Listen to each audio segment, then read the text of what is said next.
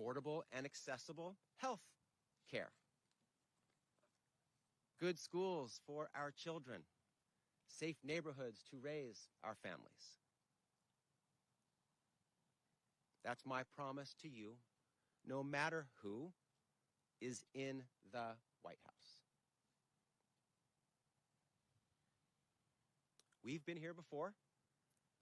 We lived through Trump 1.0. We know what he's capable of. We know what plans he has in store. The silver lining is just that. We know. We know to take Trump at his word when he says he'll roll back environmental protections, go after our immigrant and LGBTQ plus communities, attack our civil rights, and restrict access to essential reproductive care. Which means we won't be flat-footed come January. You can be sure that as California Attorney General, if Trump attacks your rights, I'll be there.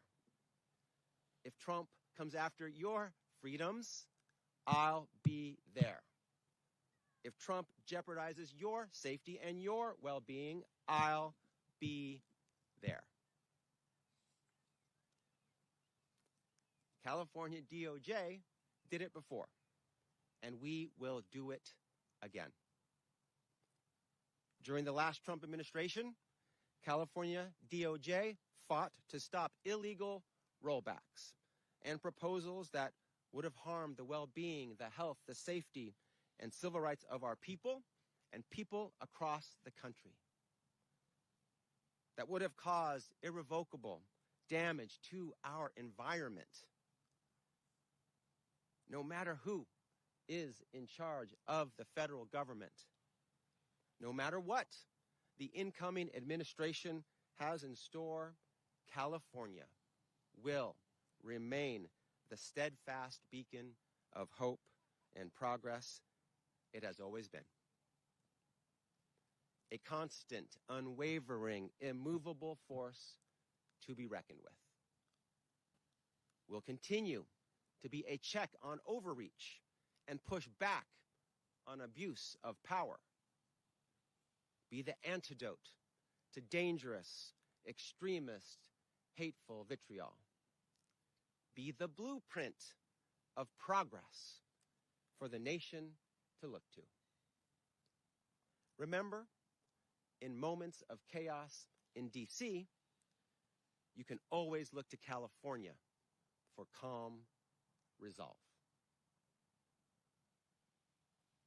California leaders across the state are ready to stand arm in arm. Governor Newsom and every single constitutional officer, Senator Padilla and Senator-elect Schiff, Democratic members of Congress, Pro Tem McGuire, Speaker Rivas, the California legislature, mayors, supervisors, city council members from San Francisco to San Diego are ready to fight for our California values, for our people, for our environment, for progress, for justice. And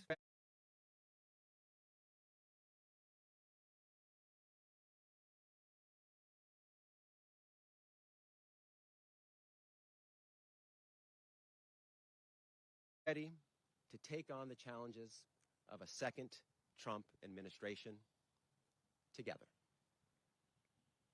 While a great deal of change is on the horizon, California's path to progress remains full steam ahead. It may not always be linear. Progress so rarely is. It zigs and it zags. Takes frustrating detours, inches forward and backward and then forward again. The detours and setbacks don't define our progress. Our commitment to forward momentum defines our progress, defines us. It's what we do next that will define us. If you're feeling despondent today, remember, you are not alone. In California, we're not looking back.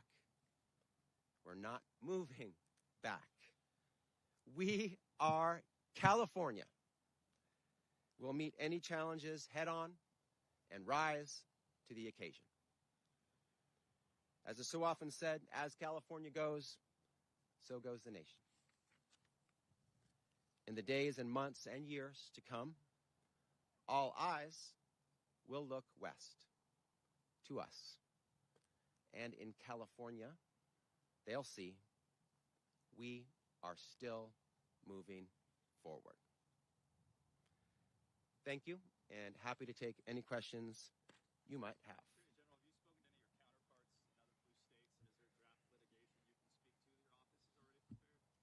Yes and yes. We've been talking for months with attorneys general throughout the nation, preparing, planning, strategizing for the possibility of this day. Of course, planning and preparing for it not to happen, but knowing that it could. And so we are ready. We are prepared. We have thought through all of the possibilities of the attacks on our values, our people, our state. And we expect certain litigation to come, or certain actions to come from the federal government, and certain litigation that we will take in response. So there's a lot of different scenarios on a lot of different topics, from immigration to environment, to civil rights, to gun safety, to our immigrants. The list goes on. But we are ready. We are prepared. The people of this state deserve a prepared California Department of Justice, a prepared team of attorneys general across the country. Again, as I said, we've been through this before. We're ready to do it again.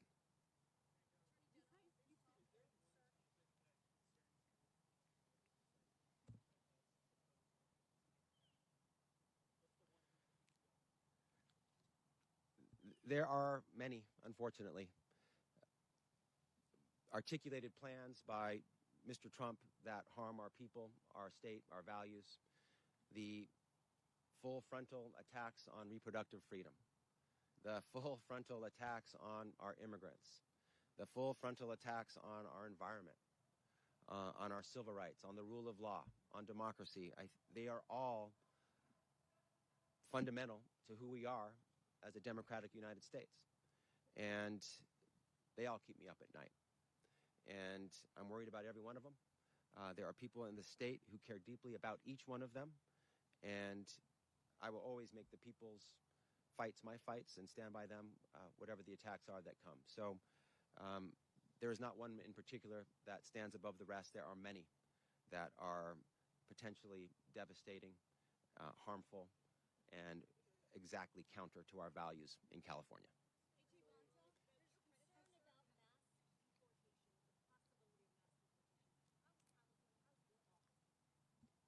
So we're well aware of the articulated action regarding mass deportations. We've been in conversation with attorneys general across the nation. We've been in conversation with advocates, immigrants' rights groups. We have reviewed the protections that we have in place. Remember, we did this before between 16 and 20. There were attacks on sanctuary jurisdictions and cities. There were attacks on California when it passed the California Values Act. We have put in place many protections for our immigrants, and we are dusting off those important laws to make sure that we reinforce them, make them more robust, and that we are ready for these articulated plans. And so preparation is the best antidote, and we have long been preparing for this moment.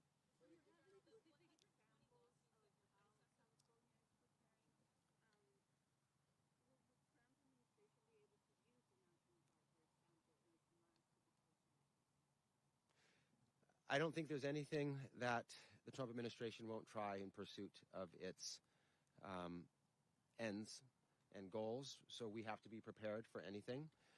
That's why we exist, to make sure that the steps they do take and they choose are lawful, are within their granted jurisdiction and power as an executive branch. Mr. Trump repeatedly overstepped his authority between 2016 and 2020. There's no reason to think he won't do it again. We checked him and we stopped him and we pushed him back into his box when he tried to step out of it. And that's what the law is for. That's what AGs do. We enforce the law when people abuse their power and abuse the law and violate the law, and we will do it again. So whatever he tries to do, we will ensure, we will be watching and monitoring and make sure that it is lawful and it doesn't violate any state or federal statutes or constitutions. Reporters, please just raise their hand and we will try and get to everyone's questions. Do you want to? Ashley, why don't you go?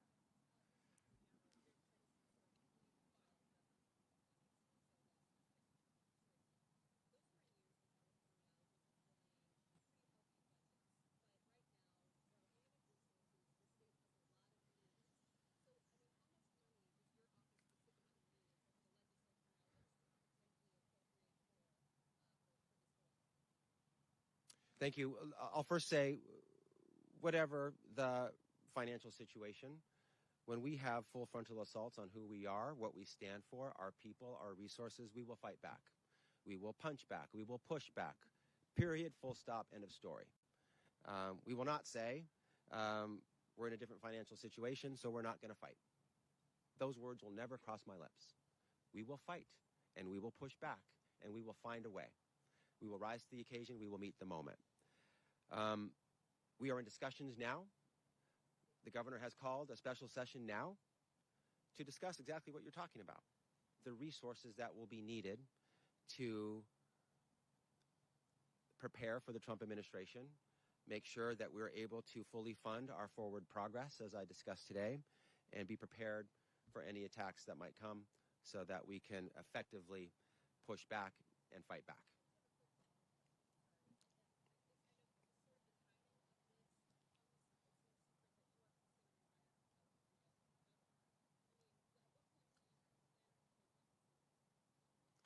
Timing of this comes right after the election of the President of the United States, in which Mr. Trump has been elected again. And, by the way, California did not vote for him. Nearly 6 million votes for Kamala Harris, 2 million more than those for Trump. We rejected Trump here in California. That is consistent with who we are and our values. I am here today because Mr. Trump was elected. He poses a threat to our forward progress and our people, our values, our natural resources in our state. And I am reassuring the people of California that we are here to fight, to punch back, to push back against any attacks that might come and help ensure our forward progress.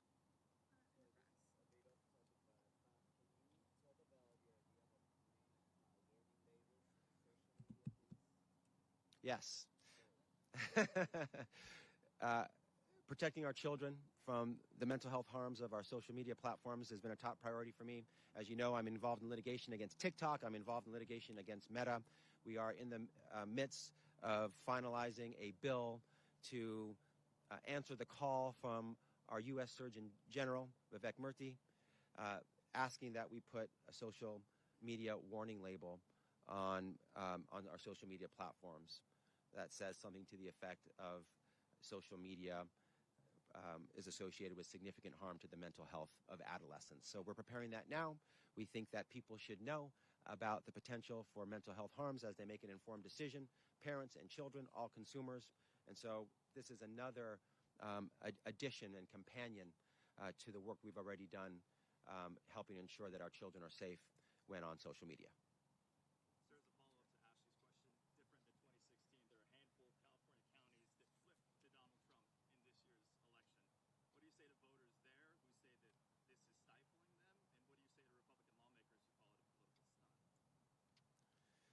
I say, look at the votes. Again, 6 million nearly, not for Trump. 2 million more than those for Trump. We are deep blue here in California. And We rejected time and time again the Trump agenda. We reject mass deportations. We reject restrictions on access to safe and legal abortion. We reject attacks on the rights of our African American community and Latino community and communities of color and LGBTQ plus community. We reject the attempts to stifle our progress when it comes to the strongest climate action in the nation and the world. So I know there's a lot of narrative and spin and script that people are reading from about the elections. Go back and look at the votes and look what we said about Trump. We rejected him. We rejected his values. We rejected his agenda. Period. Full stop.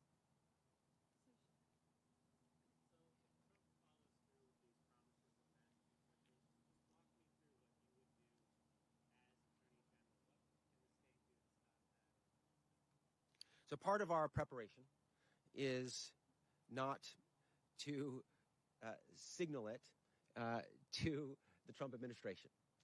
We have been preparing on all the issues we've discussed. Look at Project 2025. We have. And that shows the different acts that Mr. Trump might take.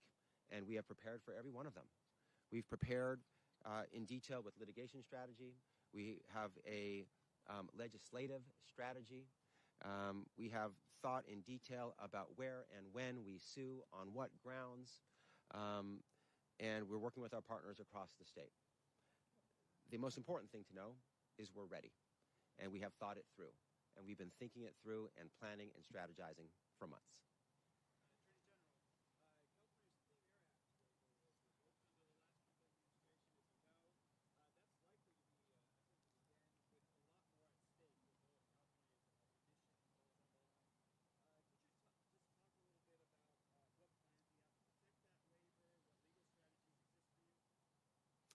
That one, of course, is on our radar as well. Something that we saw before, we expect to see again. California leads. We're out in front.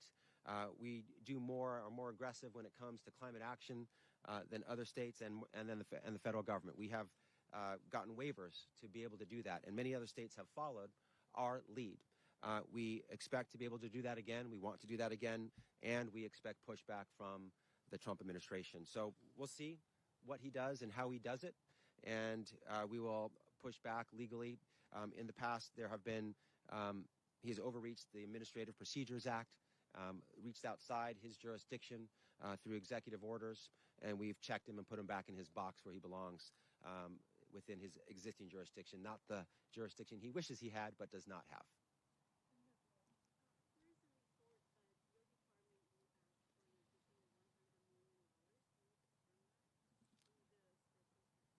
I'm not aware of that report.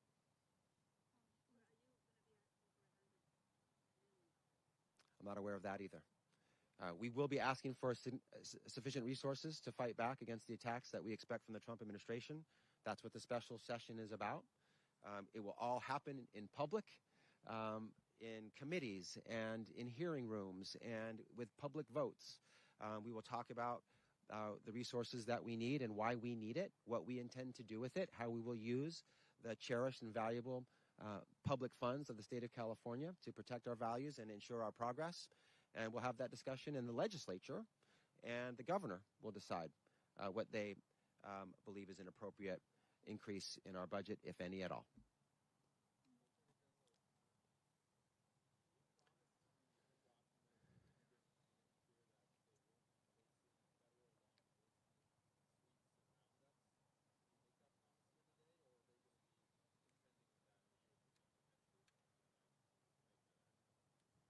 I can promise to the undocumented immigrant community in California that I and my team have been thinking about you for months and the harm that might come from a Trump administration 2.0. We have planned for you. We have prepared for you. We have put in place steps to take and when to take them. And we will do everything in our power and use the full authority of the office to defend you, to protect you. We see you, we value you, we will fight for you. And we expect the Trump administration to go after them. It's what he did before. It's what he said he would do it again. So I'm not going to promise that the Trump administration won't go after them. I think that they must be prepared for the Trump administration to go after them. What I will promise is that we will fight for you and do everything in our power to protect you, and that we've been planning for that for months.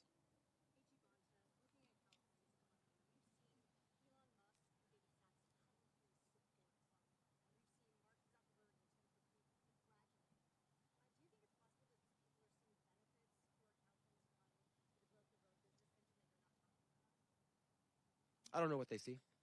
And everyone makes their own political choices. Sometimes people make political choices that are not consistent with their own self-benefit. It's emotional. It's ideological. It doesn't always line up with their economic interest or their self-interest. You have to ask them why they decided, for Elon Musk to support Mr. Trump. I'm not in his head and don't want to be. You can, congratulating Mr. Trump. He's the president. We are the party that supports the peaceful transfer of power. We're the party that respects the will of the voters, even if it's not what we wanted and hoped for. We fought for something different, and so it is appropriate to acknowledge that Mr. Trump is the next president of the United States. And if you want to congratulate him because his success is America's success, so be it. I don't think there is any revelation in those congratulations about the economic strength of California or the impact on them. I will remind you, California is the 5th largest economy in the world. There's the United States, there's 3 other countries, and then there is us. And we're not receding in those rankings. We are advancing. We will be the 4th largest economy in the world. So you can tell me what that reveals about the strength of our economy and our businesses and the incredible workers that drive those businesses here in California.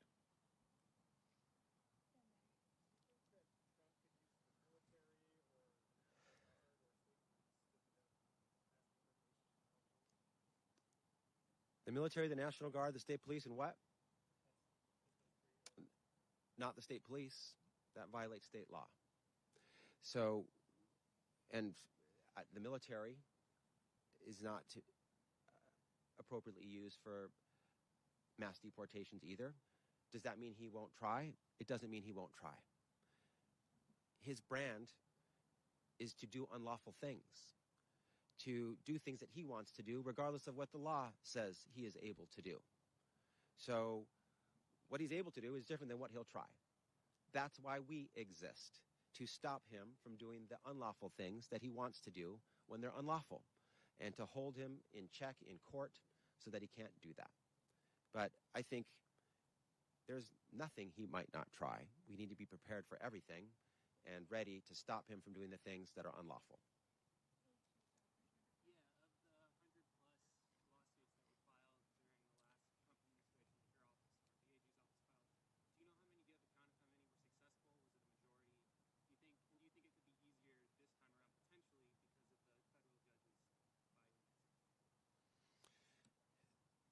It was over 100 lawsuits. The super majority of them were successful. Not everyone, but nearly everyone. And that's consistent with what we do in the California Department of Justice. We bring cases when we believe we'll win, when we've done the due diligence, the preparation, the research, the planning, the factual development, and the legal analysis to win. And we will do that again here. Our success will depend, what we do will depend on what he does.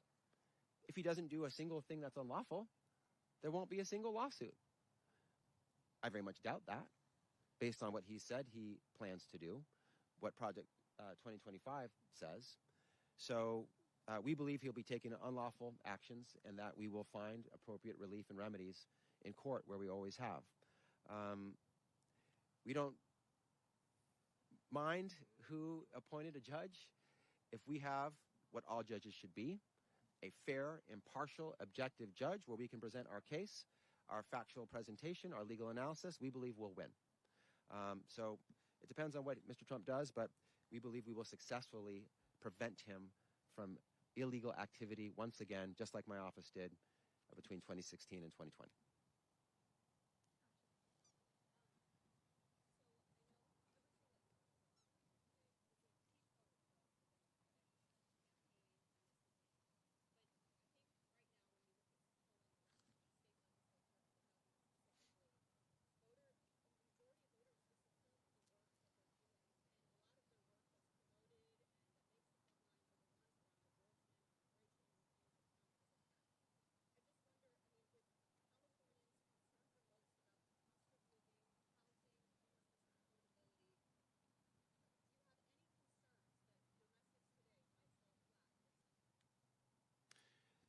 My message today was very specific in what it included.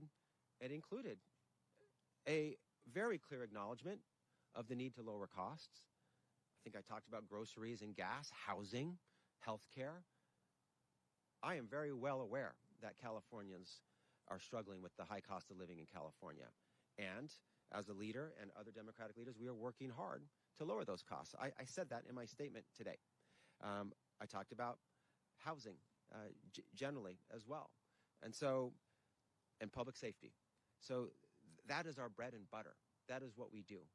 We will continue to move forward on our affirmative agenda to lower the cost of living for Californians, to build more housing, to address homelessness, to make our streets safer from fentanyl and human trafficking and hate crimes and gun violence.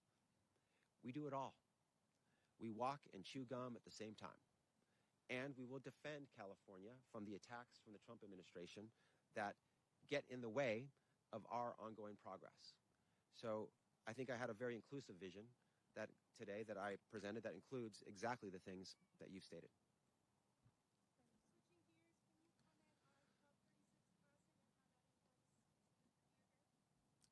Prop 36 passed. Prop 36 was anticipated to pass. There was no surprise in its passage. Prop 36, the people who voted for Prop 36 share my view of being fed up and angry about retail crime and about fentanyl harming our communities, our families, our people, and wanted action. And they expressed that anger, frustration, and desire for action through their support for Prop 36. The legislature, as you know, also passed a suite of very important bills that I supported, and I believe are very strong contributions to addressing organized retail crime. And they did that before the voters voted on Prop 36.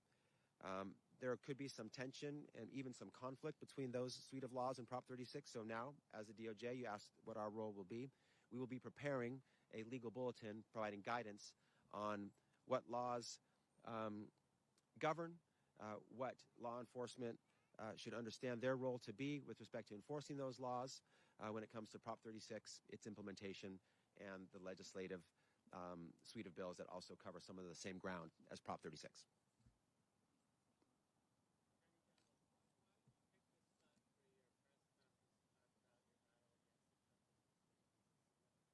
I mean, we're here in iconic San Francisco.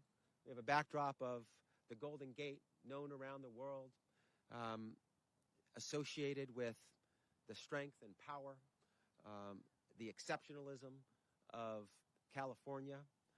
Today's about California, our ongoing pursuit of progress, our commitment to moving forward. And so I think this is a very beloved and well-known California location. So I wanted to be here.